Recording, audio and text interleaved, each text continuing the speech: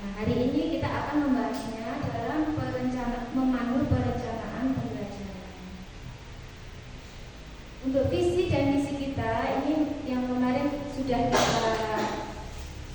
bicarakan ya, tentang visi terciptanya murid yang berkarakter kreatif, berprestasi serta peduli terhadap lingkungan. Untuk misinya membentuk karakter religius murid dengan menginternalisasi nilai-nilai keimanan dalam kehidupan di sekolah, menciptakan pembelajaran yang efektif, aktif, kreatif, dan menyenangkan, mengembangkan potensi unik setiap murid secara holistik untuk mencapai prestasi terbaik di bidang akademik dan non-akademik, menciptakan lingkungan sekolah yang sehat, rindang, asri, yang dapat menunjang proses pembelajaran. Visi dan misi ini tidak hanya sebuah tulisan Bapak Ibu, tapi kita internalisasikan di dalam kelas. Jadi kita laksanakan di dalam kelas.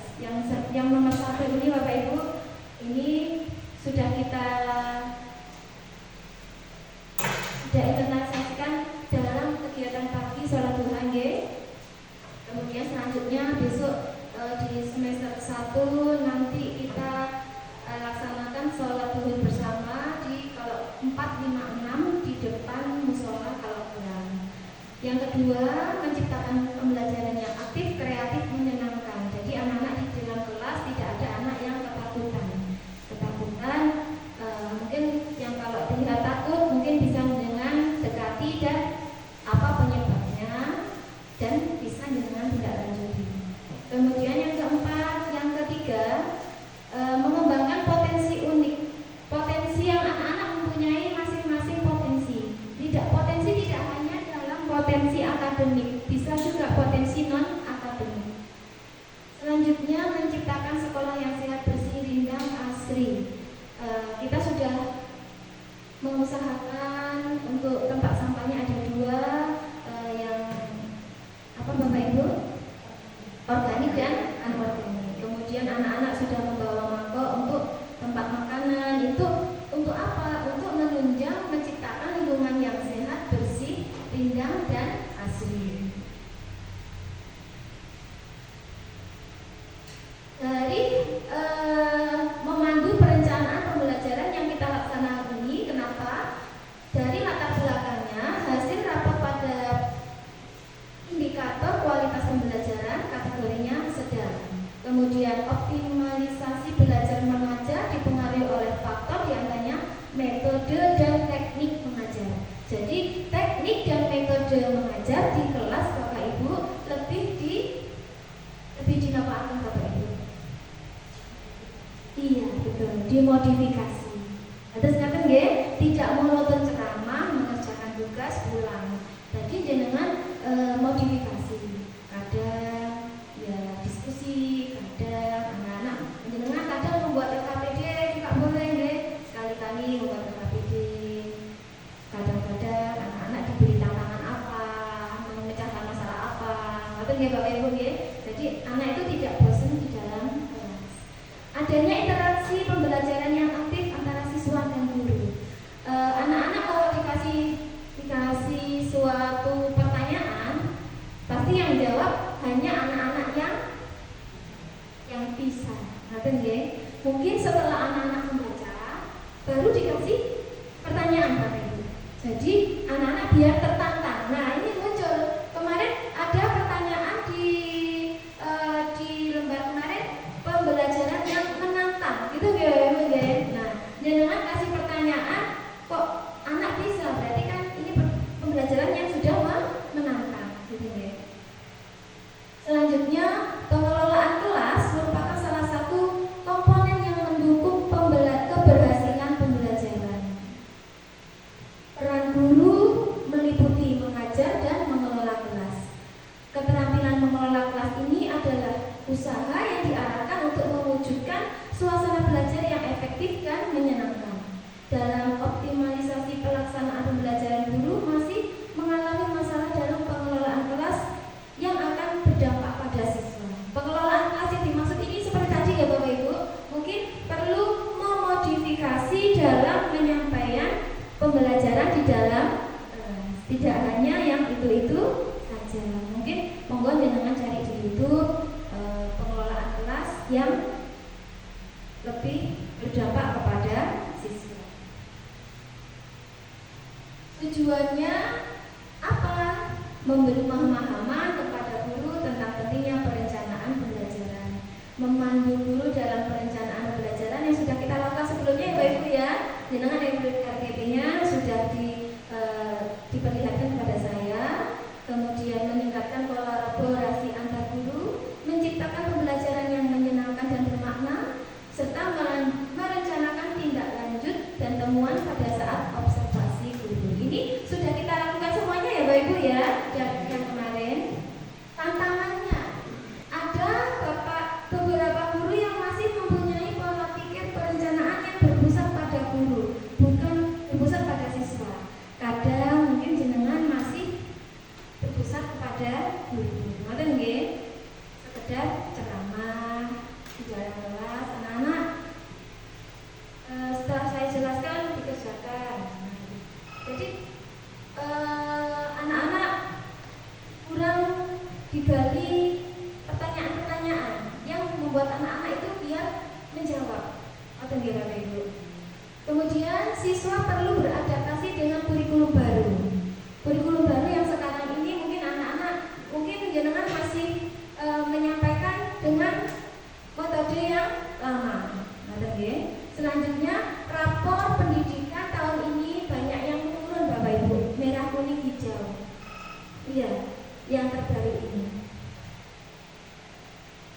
Ini nilai tidak, yang karakternya malah turun Bapak Ibu, yang terbaru ini.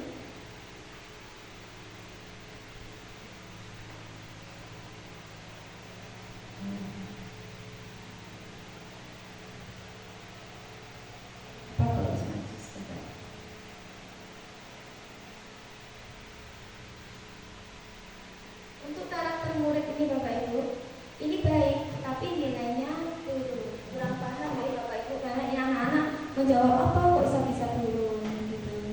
Kondisi keamanan sekolah juga begitu, baik tapi turun. Kemudian kondisi kebinekaan, contohnya toleransi, ini juga turun. Kualitas pembelajaran di dalam kelas juga turun. Nanti monggo Bapak Ibu bisa membuka rapor pendidikan sekolah kita, lihat yang kenapa kok turun, nah gitu ya. Nanti sambil tambahan, kalau pas longgar monggo dibuka, kemudian ditindaklanjuti di dalamnya apa, kemudian dibaca, gitu nggih Bapak Ibu nggih. Ini nanti itu juga bisa membuat meningkatkan rapor pendidikan kita. Oh ini PR ya, liburan kok lihat rapor pendidikan ya Bu. Mungkin kalau nanti pas longgar, kalau pas masuk monggo nanti pas jam kosong gitu ya Bapak Ibu. Bagaimana upaya meningkatkan kualitas pembelajaran? Monggo untuk merencanakan pembelajaran, menyusun tujuan pembelajaran, mengembangkan aktivitas pembelajaran serta strategi pembelajaran. Komponennya dalam perencanaan pembelajaran apa saja? Merumuskan tujuan pembelajaran, sampun nggih, PRPP sampun. Menyusun pembelajaran sesuai dengan tujuan, merancang strategi yang efektif, merancang evaluasi. Bapak Ibu, untuk RPP ini tidak hanya ditaruh di laptop saja, tidak hanya ditaruh di barcode saja. Nggih. Mari ditegaskan sama Pak Korwil. Penilaian itu kalau ditaruh di dalam barcode saja, di dalam laptop saja, pembelajaran yang masih itu saja.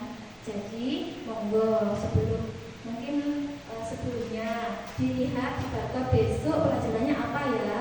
Kemudian dilihat mungkin ada tips lain ya Bapak Ibu untuk di besok itu anak-anak saya buat apa ya. Muncullah ide-ide baru. Jadi tidak hanya RPP itu di dalam laptop, kemudian di dalam barcode.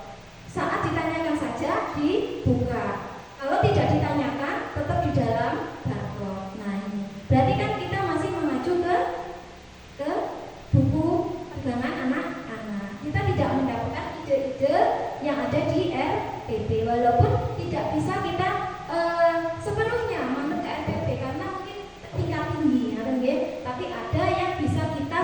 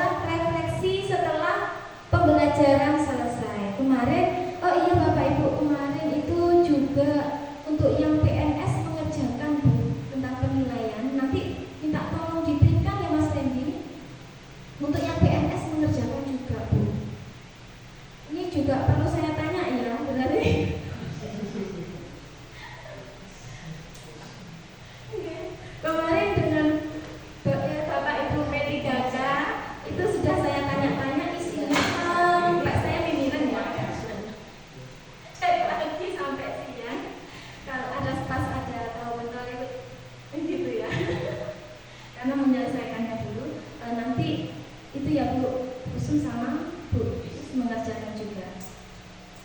Di akhir pembelajaran itu harus ada refleksi. Itu bisa ditulis setelah di buku tulis setelah pembelajaran selesai. Biar anak-anak tulis refleksi titik 2. Hari ini pembelajaran IPA menyenangkan karena saya ini. Hari ini pembelajaran matematika sulit sekali, saya belum bisa. Nah, biarkan anak-anak mengutarakan isi hatinya. Betul ya? Feedback. Jadi waktu penilaian di September, saat saya tanya apakah ada refleksi, ada Bu, ini contohnya bukunya anak. Betul ya? Selanjutnya untuk pendahuluan, inti, penutup, mungkin sudah dipahami ya. Untuk evaluasi formatif. Formatif itu ulangan harian. Untuk sumatif, ulangan semesteran. Autentik ini bisa project, portofolio atau presentasi. Nah ini nilai penilaian autentik. Jadi untuk project, portofolio itu ditaruh di map. Di map dicantolnya tembok-tembok itu ya. Jangan hanya mapnya itu kosong hanya untuk pajangan, tapi diisi mungkin anak-anak menggambar, mungkin anak-anak membuat karya apa, mungkin anak-anak membuat puisi kemudian dihias taruh di dalam map itu ya, berupa portofolio, project atau presentasi.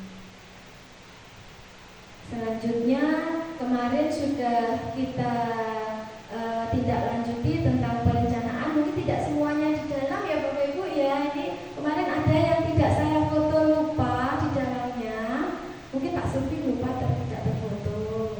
Bu ini Bu Devi pakai kaos kemarin ini ya. Oke, selanjutnya untuk melakukan observasi yang terfoto kemarin hanya Bu Indras, yang lainnya lupa mana naruhnya. Pak Rudy taruh mana? Iya kok gak ada ya Bu ya. Nah, nanti saya kopikan dari video jenengan nih Bapak Ibu ya. Sampun, terima kasih. Untuk hari ini Bapak Ibu mungkin ada yang ditanyakan dari kegiatan kita hari ini. Monggo diutarakan. Mungkin saya bisa memberi feedback, jenengan memberi apa gitu usulan. Terima kasih Bu ya atas kesempatannya. Yang ingin saya tanyakan berarti untuk sekarang RPP-nya dicetak mulai semester depan RPP-nya harus dicetak. Kan sebelumnya kan di import. Sudah? Yang ditanyakan dulu. Terima kasih. Ada lagi yang ditanyakan? Ada yang ditanyakan? Tidak ada. Kemarin sudah saya tanyakan waktu rapat di K3S, apakah RPP itu harus dicetak untuk bisa kita melihat Bapak Ibu guru melihat RPP-nya atau tidak? Jawabannya bisa berupa barcode, bisa di laptop, bisa dicetak. Monggo. Tapi walaupun di barcode kan bisa pakai HP, klik. Besok apa ya? Lihat. Kalau di laptop bisa dibuka, besok pelajarannya apa ya? RPP-nya apa ya? Dibuka. Dicetak juga tidak apa-apa. Jadi monggo disesuaikan dengan masing-masing. Yang penting walaupun sudah ada RPP, sudah ada barcode, sudah ada di laptop, yang salah itu yang tidak pernah dibuka. Gitu nggih. Saya juga dulu waktu itu juga sama Bapak Ibu. RPP yang penting pendek, aman. Kenyataannya kalau pas buka, pas diobservasi. Sama, saya juga gitu. Ternyata itu kurang betul. Walaupun itu di barcode, walaupun itu di laptop, walaupun itu dicetak, besok waktunya apa ya? Setidaknya jenengan sudah baca, jenengan dapat ide-ide. Oh iya, besok tak ini lah. Setidaknya hanya baca saja, sekilas gitu. Jadi besok waktunya pelajaran ini, oh ada tak ini lah. Muncullah ide-ide kreatif itu. Kata kita Bapak Ibu ya. Ada lagi yang ditanyakan? Pak Suti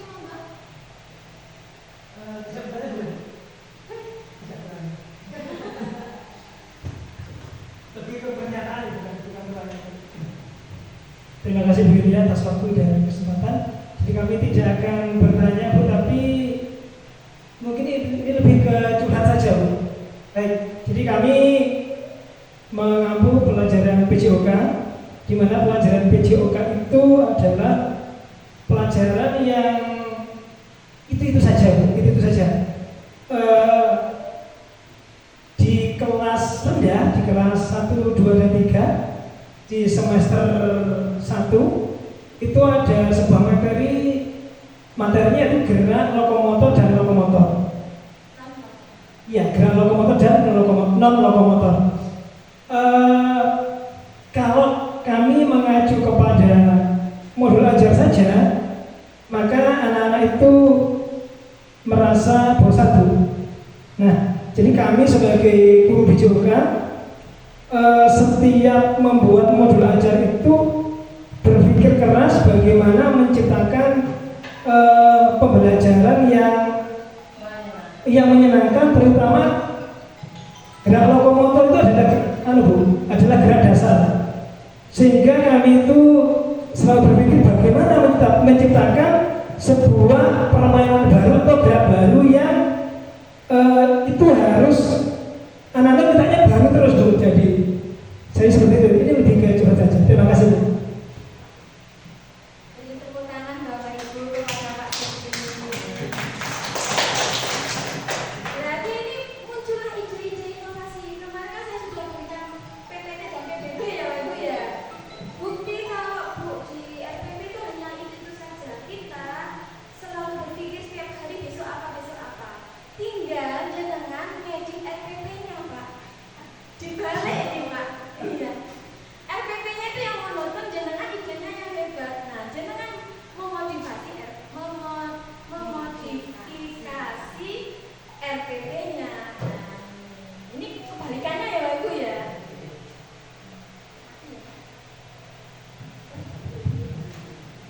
Gitu. Ini malah lebih hebat lagi. Nah, jenengan lebih naik setingkat lebih tinggi dari teman-teman. Nah, iya. Saya melihat Bapak Ibu guru itu juga tidak diam kok di kelas. Saya lo sudah pulang tenanan, kok diarani ABCDEFGH. Kurangnya di apa? Mungkin memodifikasi. Apa nih Bapak Ibu? Tiap hari tidak hanya anak-anak buka halaman, anak-anak ini diterangkan, kemudian buka halaman. Mungkin jenengan buat suatu ide-ide yang menurut Pak Supri ini tadi, Bu, di RPP itu aja ya Bu. Saya perlu gini-gini berpikir keras setiap hari. Nah, ini jawabannya sudah dijawab oleh Pak Supri. Saya pakai lagi Pak ya. Kancang ya. Mungkin setiap minggu memang perlu ada pertemuan di lingkungan kita, mungkin menceritakan. Kemudian bisa ditiru oleh yang lain. Amati, tiru, modifikasi. Mungkin Bu Indras ada ide seperti ini, bisa ditiru oleh Bu Su. Mungkin Bu Bibi seperti ini. Inovasi itu tidak harus setiap hari Bapak Ibu ya. Mungkin di seminggu dibuat 2 kali beda. Mungkin dikasih portofolio, dikasih proyek gitu ya. Sebenarnya ya tidak apa-apa Bapak Ibu, monoton ya tidak apa-apa. Tapi kan ya kasihan ke anak-anak gitu ya, anak-anak bosan. Kalau anak-anak senang, kira-kira yang dapat pahala sih yang dapat pahala ya Bapak Ibu sekalian. Atau enggak? Saya lihat itu memang benar Bapak Ibu. Itu tiap hari itu ada saja ide-ide terbarunya itu Bapak Ibu. Tinggal Pak Supri ngedit RPP-nya. Ngerti nggih Pak? RPP itu tidak harus panjang tidak Bapak Ibu. Yang simpel-simpel aja. Besok itu apa? Oh ini. Gitu nggih Bapak Ibu nggih. Atau mungkin yang ada itu dibetulkan tanggalnya, terus tanda tangannya sudah ada. Kemudian hanya perlu dilihat saja, jenengan memodifikasi di kelas. Mungkin tidak sepenuhnya karena mungkin keterbatasan media gitu ya. Saya tadi memikirkannya, oh Pak Supri ini paling ini medianya kurang ini, ternyata tidak. Karena medianya memang seharusnya itu lebih karena adanya ini ya yang ada ini dimanfaatkan dengan optimal. Ada lagi yang bertanya Bapak Ibu? Mungkin busuk? Belakang Bu. Tulis Bu. PR ini Pak. Ya, papan tulis kelas 1. Oke. Mungkin ada dari kelas 6 ada yang tanyakan? Bu Devi? Bu Yuyun sudah? Bu Tiwi? Tidak ada. Bu Indras? Bapak Ibu, saya ucapkan terima kasih sekali sudah melaksanakan pembelajaran di kelas sehingga menciptakan anak-anak yang hebat. Anak-anak itu sudah hebat sekali. Mari kita berdayakan anak-anak dengan memberi pembelajaran yang bermakna dan bervariasi. Semoga jika anak-anak itu bahagia, kembalinya pahalanya ke kita. Kita tidak hanya datang, duduk, pulang. Kita tidak hanya sekedar menggugurkan kewajiban kita sebagai ASN, tapi sebagai ASN kita datang, kita niatkan ibadah. Saya mendengarkan Mama Dede bercerita, berdakwah di TV gitu nggih. Pengajian itu tidak harus sebenarnya kita mencari pahala bisa melalui datang ke pengajian gitu ya. Terus ada yang tanya, Bu, lah saya kerja, gimana saya itu pengajiannya? Kan Senin sampai Sabtu saya kerja, saya pengajiannya hanya Minggu gitu. Dijawab Mama Dede gini, jangan niatkan datang ke sekolah itu niat ibadah. Itu sudah berupa pahala, bisa dapat pahala. Jenengan datang ke sekolah yang dilakukan dari jam 7 sampai jam 12, niatkan ibadah. Kemudian pulang. Kita dapat uang, kita juga dapat pahala. Pahalanya sama seperti datang ke pengajian. Nah, mau terus. Itu saya mendengar namanya Dede ya Bapak Ibu ya. Itu pas pagi pas saya salin pintunya saya buka itu TV-nya ngurutnya Mbak Butan yang ningali. Nah, oh iya ya betul bisa saya sampaikan ini. Begitu nggih? Jadi niatkan ibadah Bapak Ibu, memang hadir di kelas untuk anak-anak, kemudian anak-anak bahagia itu ya pahalanya kembali ke jenengan. Mengapa katanya guru itu pahlawan tanpa tanda jasa? Oh tapi sekarang tidak ya Bapak Ibu ya, kita dapat TPP ya Bapak Ibu ya. Sudah besar sekali untuk gaji kita. Ada lagi yang ditanyakan Bapak Ibu? Mohon maaf ya Ibu, ini tadi bukan menggurui ya Ibu ya, hanya saya mentransfer apa yang saya dengarkan. Ada lagi yang ditanyakan? Semoga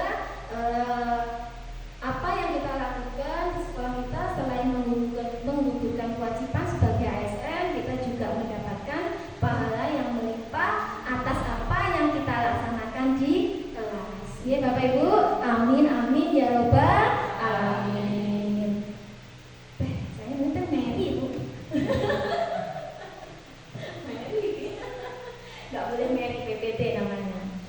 Demikian Bapak Ibu, karena sudah tidak ada yang ditanyakan, kita sudah berevaluasi tentang pembelajaran yang ada di kelas. Saya sudah melaksanakan observasi, kemudian tindak lanjut dan seterusnya, sehingga pada hari ini kita sudah melaksanakan kegiatan ini.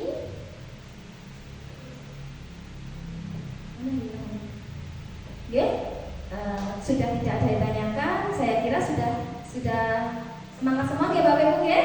Untuk semester selanjutnya, walaupun di dalam kelas kita hadir, juga menggugurkan kewajiban, juga kita niatkan ibadah.